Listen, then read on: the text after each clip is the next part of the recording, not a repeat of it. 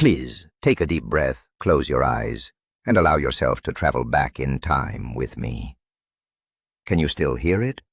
The sharp, deafening boom of the neighborhood popcorn maker, echoing through the narrow alleys, instantly followed by the sweet, warm aroma of puffed rice, filling the cold winter air. Or perhaps you remember the distinct, slightly dusty smell of a brand-new green canvas satchel handed to you on your first day of school. Welcome back, my old friends. Today, we are going to embark on a beautiful, tender journey to a time when our world was much smaller, yet our hearts felt so much fuller. We are going to explore why growing up in the 1960s, 70s, and 80s was an experience filled with a unique, irreplaceable magic. We will slowly unearth 20 forgotten fragments of our childhood that have quietly vanished from our modern streets. And I promise you, when we reach the very last memory, the simple warmth of a glowing coal stove, you will feel the presence of your childhood home wrapping around you like a heavy, comforting winter quilt. Before we delve into these precious memories, let us pause and reflect on how differently time itself used to flow back then. In those days, time was not something we constantly chased or tried to conquer. It moved with a slow, deliberate grace, much like a quiet river passing through our hometowns. We knew the profound value of waiting. We waited for a letter to arrive in the mail. We waited all week for a single television broadcast, and we waited for the changing of the seasons to bring us specific, long-desired fruits. Some people today might look back at our youth and think we lived in poverty, simply because we lacked the shiny, instant conveniences of the modern age. But they are profoundly mistaken. What we lacked in material wealth, we possessed in an overwhelming abundance of emotional richness and genuine human connection. Our lives were woven tightly together by daily, face-to-face interactions, shared struggles, and collective joys. We did not stare at glowing screens. We looked directly into the eyes of our neighbors, our friends, and our elders. We shared whatever little we had, and in doing so, we possessed everything that truly mattered. Life was an intricate tapestry of sincerity, and every small thing had a heartbeat. Let us gently turn the pages of time back to a simpler era, starting with the humble street corners where the picture book stalls stood. Do you recall the sight of those small wooden racks lined with hundreds of palm-sized comic books, known to us as Lian Huan Hua? These were not just books. They were our wide, thrilling windows to a much larger world. After school, we would clutch a hard-earned tiny coin that held immense power and rush to the neighborhood stall. The old man who ran it would provide us with tiny bamboo stools, so low to the ground that our knees practically touched our chins. We would sit there for hours, shoulder to shoulder with other neighborhood children, completely absorbed in the black and white ink drawings of historical heroes, legendary warriors, and revolutionary tales. The paper was often thin and rough, carrying a distinct, earthy smell of old ink and well-worn pages. We handled them with such care, knowing that countless other small hands had turned these very same pages before us. There was no isolation in this reading. We would whisper to each other, pointing at the intricate illustrations, sharing our gasps of excitement. It was a communal library under the open sky, a place where a single coin bought you an entire afternoon of pure, unadulterated imagination.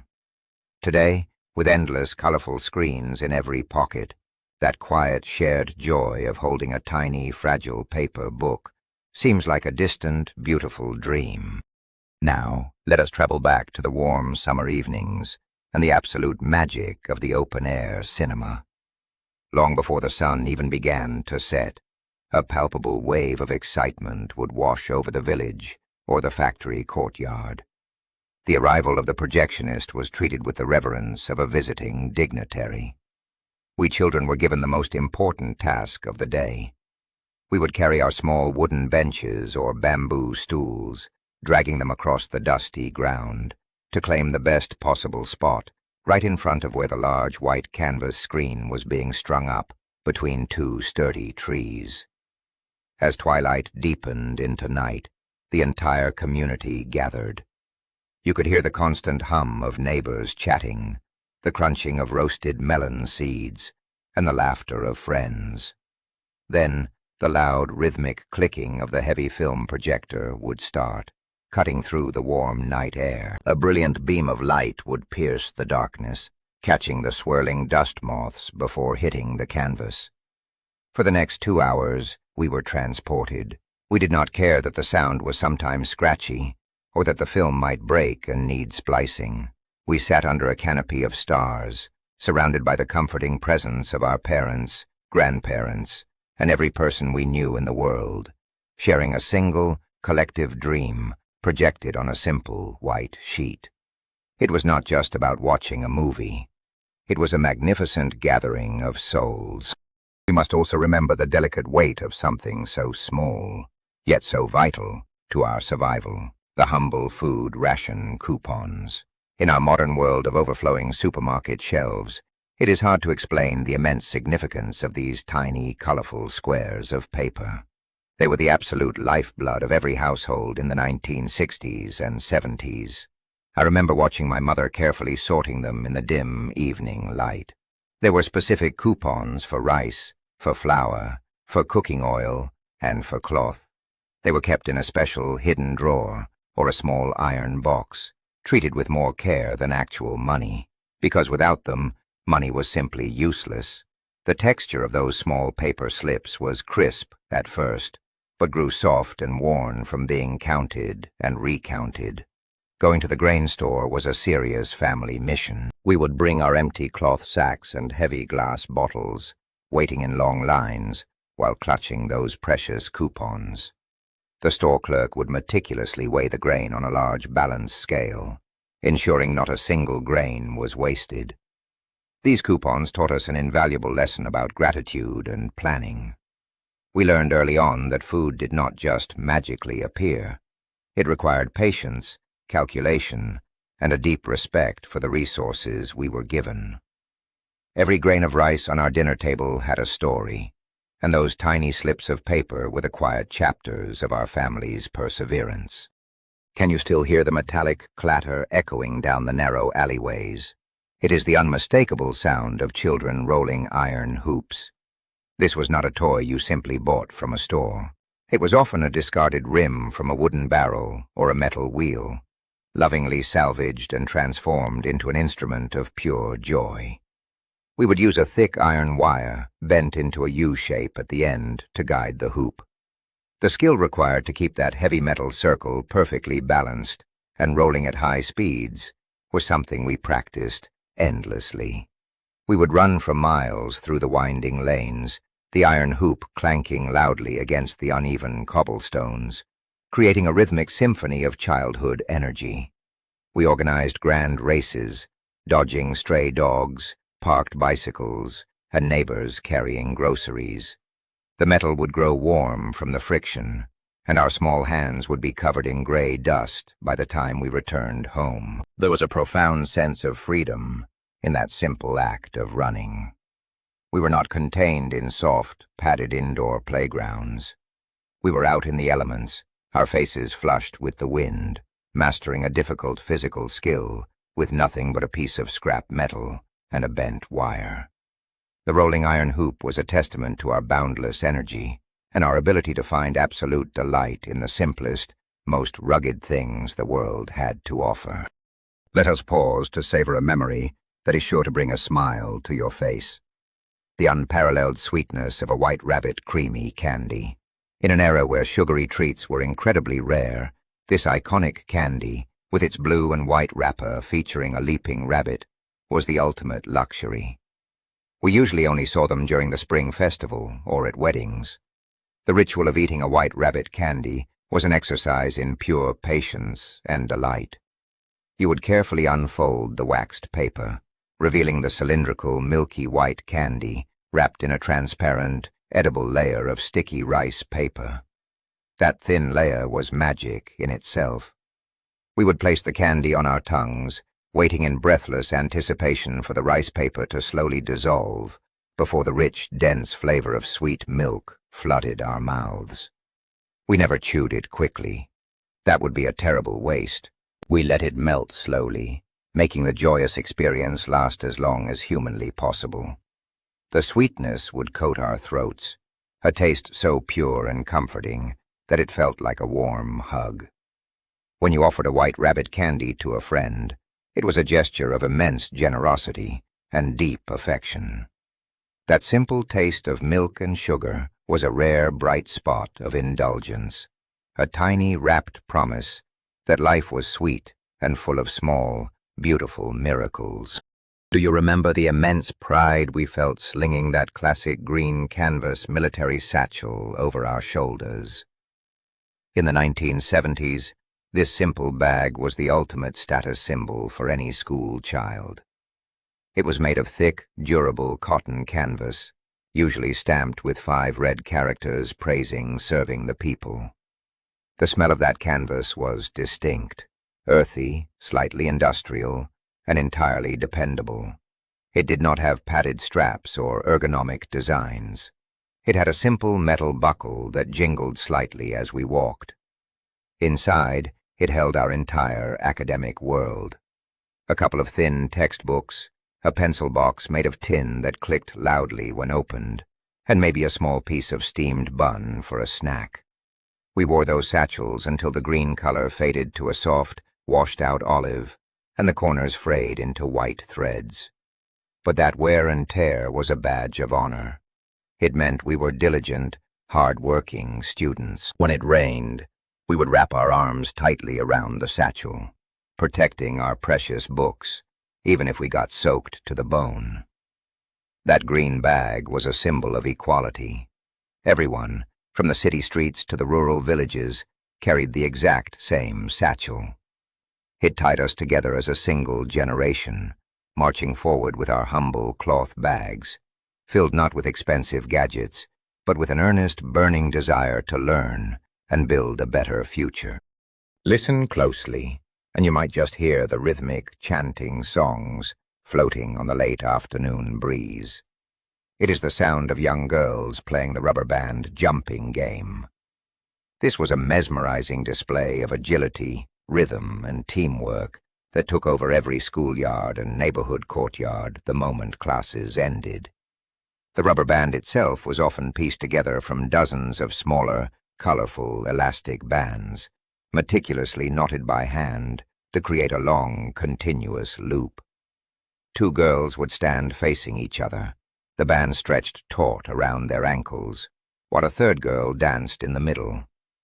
As the chanting songs progressed, the rubber band was raised higher and higher, first to the knees, then the waist, the shoulders, and sometimes even up to the ears. The girl in the middle had to execute a flawless series of jumps, twists, and high kicks, her feet hooking and releasing the elastic with breathtaking precision. We would spend hours practicing these intricate routines until the sun dipped below the horizon and our mothers called us home for dinner. There were no coaches, no referees, and no expensive equipment. There was only the elasticity of the band, the infectious rhythm of the playground songs, and the shared laughter of friends challenging each other to jump just a little bit higher. It was a beautiful, unscripted ballet of childhood. Now let us revisit a memory that engages every single one of our senses. The arrival of the neighborhood popcorn maker. This was not the microwave popcorn of today, but a grand, almost theatrical event that brought the entire alleyway to life. We would hear the familiar, rhythmic turning of the hand-cranked iron pressure cannon long before we saw it. The old man would sit on a small wooden stool, patiently turning the blackened iron belly over the glowing coal fire. We children would rush home, begging our parents for a small scoop of corn or rice, and then run back to line up, our hearts pounding with a mix of wild excitement and mild terror. The air would grow thick with the smell of burning coal and toasted grain. Then came the moment of magic.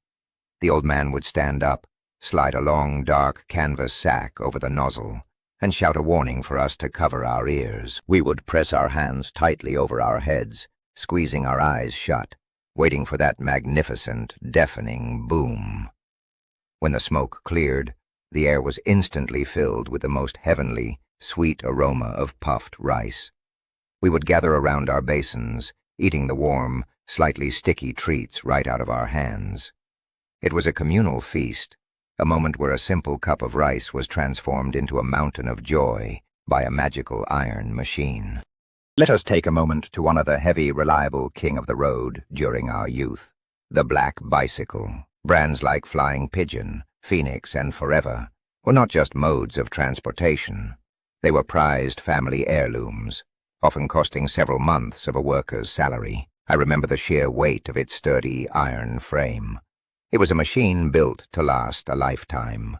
My father would spend his Sunday mornings meticulously cleaning it, wiping the chrome handlebars and the bell until they shone in the sunlight. As a small child, my favorite place in the world was sitting sideways on the top crossbar, nestled securely between my father's strong arms as he pedaled. I would listen to the steady, rhythmic clicking of the chain and the sharp ring of the silver bell clearing the path ahead. It was our family car, our cargo truck, and our chariot. We carried impossible loads on the back rack, bags of flour, winter cabbages, and sometimes even a second passenger. Learning to ride one was a rite of passage. Because we were too short to reach the pedals from the seat, we had to learn a special, awkward technique, slipping our right leg through the triangular frame to push the pedals while standing. Those heavy black bicycles carried the hopes, the daily grind, and the quiet, steady progress of millions of families. As the crisp autumn air turned sharply toward winter, a very specific, deeply ingrained ritual took over the streets of northern cities, the great cabbage storage. Mountains of green and white Chinese cabbage would suddenly appear on every street corner. Families would buy them by the hundreds of pounds, hauling them home in wooden carts or strapped to the backs of bicycles. Our courtyards and balconies would instantly transform into a sea of green. The smell of drying cabbage leaves became the defining scent of late November. I remember helping my parents carefully arrange the heavy heads of cabbage against the sunny side of the brick wall, turning them every few days so they would dry evenly without rotting. This was our security blanket for the long, freezing winter ahead. For the next 4 months, our meals would be dominated by this single vegetable. We ate it boiled, stir-fried, stewed, with a precious sliver of pork, or pickled in massive ceramic vats. At the time, we sometimes complained about the sheer monotony of eating cabbage every single day. But looking back, those towering walls of cabbage represented something incredibly beautiful. They represented our parents' foresight, their deep desire to ensure we never went hungry, and the comforting predictability of the changing seasons. The humble winter cabbage was the true taste of home and survival. Before the era of glowing television screens in every living room, our window to the outside world was a small, magical box. The semiconductor radio. It often sat in a place of honor, perhaps on a crocheted doily on top of a wooden cabinet. I remember the comforting, warm glow of the tuning dial and the soft crackle of static as my father carefully turned the knob, searching for a clear frequency. In the evenings, after the dinner table was cleared, the entire family would gather around that little box. We did not watch. We listened. Our imaginations painted vivid pictures to accompany the booming voices of the storytellers, broadcasting classic tales of heroes from the Three Kingdoms or the Water Margin. We heard the dramatic sweeps of Peking opera, the lively crosstalk comedies, and the solemn evening news. The radio demanded our full attention. We could not pause it or rewind it. If we missed a crucial part of a serialized story, we would eagerly discuss it with our classmates the next day, piecing the plot together. That crackling radio was our teacher, our entertainer, and our connection to a vast nation. It taught us how to listen deeply, how to visualize grand landscapes through mere words, and how to share a quiet, focused silence with the people we loved most. In a quiet corner of the bedroom, usually bathed in the soft yellow light of a single incandescent bulb, sat one of the most vital tools of our childhood, the family sewing machine. It was considered one of the 3 essential items for a new household, a symbol of domestic stability. I can still clearly hear the rhythmic, metallic humming and the rapid clicking of the needle hitting the metal plate late into the night. It was the soundtrack of a mother's endless love. We rarely bought new clothes from a store. Everything we wore was meticulously measured, cut, and sewn by our mothers or grandmothers on that heavy cast-iron machine.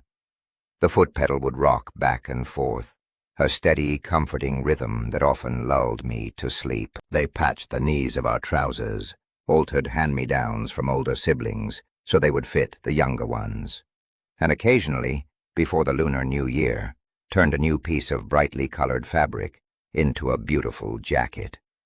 We would stand perfectly still while cold scissors snipped loose threads near our collars. The sewing machine taught us that things were not meant to be thrown away at the first sign of wear. They were meant to be repaired, reinforced, and cherished. Every stitch was a silent testament to the patience and resourcefulness that defined our mother's generation. Let us step back out into the dusty courtyards to remember the intense, dirt-stained battles of our childhood. Playing with glass marbles and folded paper squares, our pockets were always heavy, jingling with a treasure trove of clear glass spheres holding brilliant swirls of color inside. We would crouch in the dirt for hours, drawing circles with sticks, our knees permanently coated in dust. The skill required to flick a marble perfectly off your thumb to strike an opponent's piece out of the ring was a matter of intense pride. And then there was the game of piaggi, the thick paper squares we folded ourselves from old newspapers, discarded textbook covers, or empty cigarette packs. The goal was simple, but demanded great force. You had to throw your paper square hard enough against your opponent's to flip it over on the ground. The sharp, satisfying slap of thick paper hitting the hard earth echoed through every school hallway. We collected these flipped squares like precious currency, stacking them high in our bedrooms. These games required zero electricity and cost absolutely nothing, yet they provided endless hours of tactical thinking, physical coordination, and fierce, friendly competition. We learned how to win graciously and lose without despair, all while covered in the beautiful, honorable dirt of a well-played game. As the oppressive heat of summer settled over the city, salvation arrived in the form of a simple wooden box covered in a thick, white cotton quilt. Do you remember the ice lolly vendors? Usually, it was an older woman sitting under the shade of a large tree, her bicycle parked nearby. We would hear her rhythmic, melodic call echoing down the street, advertising sweet ice. We would run to her with a sweaty coin clutched tightly in our hands. She would pull back a corner of that heavy, insulated quilt, revealing a freezing, magical interior. The ice lollies were not fancy. They were simply frozen water mixed with sugar, or perhaps containing a few precious mung beans or red beans at the tip. They were wrapped in a thin, fragile layer of paper that would inevitably stick to the ice. We would hastily peel away the paper, our tongues practically freezing to the first sweet bite. The cold was shocking and utterly delightful. We ate them slowly, sucking out the sweet juices, until all that remained was a block of clear ice on a thin bamboo stick. That simple, unadorned sugar ice provided a level of refreshing joy that no modern, artificially flavored, brightly colored ice cream could ever hope to match. It was the purest, most honest taste of a childhood summer. There was a unified rhythm that started our mornings, a collective ritual that has largely faded into history. The morning radio exercises. Shortly after sunrise, whether you were a student in a schoolyard or a worker outside a massive factory, A powerful, energetic voice would broadcast over the loudspeakers. It was a commanding, rhythmic counting that echoed across the entire country. We would line up in neat rows, spreading out our arms to ensure we had enough space. The crisp morning air would fill our lungs as we moved in absolute unison. The stretches, the bending, the jumping jacks. Hundreds of people, young and old, moving as one giant, breathing organism. At the time, as sleepy children, we sometimes grumbled about having to stand in the cold morning mist. But there was an undeniable power in that shared movement. It woke up our bodies, sharpened our minds, and instilled a deep, subconscious sense of discipline and unity. We were not just individuals starting our day. We were part of a massive, synchronized community moving forward together. Today, people pay high prices for solitary gym memberships. But back then, health and vitality were a grand communal symphony, played out under the morning sky, binding us together with every synchronized breath and every stretched arm. Let us pause to honor a feeling of warmth that cannot be bought in any store today.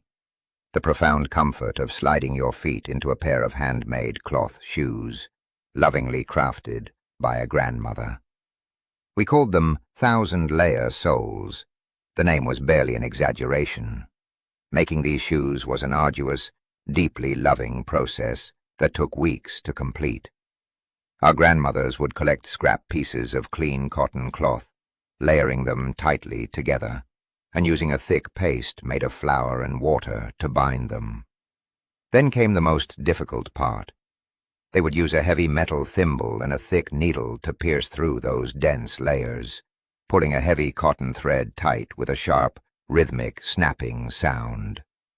Stitch by stitch, row by very neat row, the sole was built.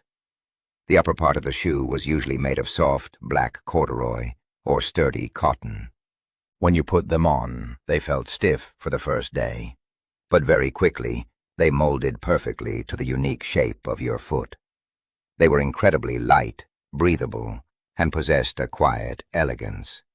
More importantly, every time we looked down at our feet, we saw the countless hours of patience, the sore fingers, and the silent, overwhelming love of the women who raised us. We walked upon a foundation of pure devotion. Another indispensable object of our daily lives was the tall, cylindrical thermos flask. Usually clad in a beautifully painted tin casing or woven bamboo, adorned with bright red peonies or mandarin ducks, it was the absolute center of our domestic hydration. In those days, getting hot water was not as simple as pressing a button on a modern electric kettle. It was a daily chore. Every afternoon, we would grab our colorful thermoses by their sturdy handles and walk to the neighborhood boiler room. We would stand in line, chatting with neighbors amid the thick clouds of white steam, waiting our turn to place our flask under the large brass tap. The scalding water would roar into the glass liner.